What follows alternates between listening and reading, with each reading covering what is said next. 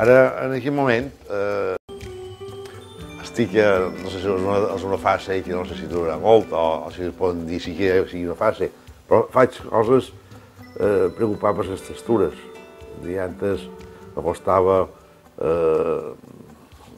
que veia la pintura, feia una pintura més llisa, pinzellada més concreta, més aferrada a la tela. Ara quasi escup la pintura, l'esquitx, empleia que era molt de pintura a vegades.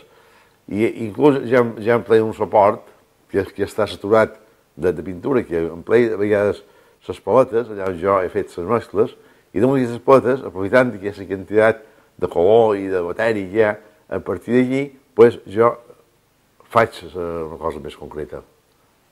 Llavors, si tinc ocasió, us ho mostraré i ho comprendreu d'una. Inclús és curiós perquè si fas una aproximació amb la càmera, que a vegades ho he provat, de veure un fragment només del quadre, dius això és una pintura abstracta.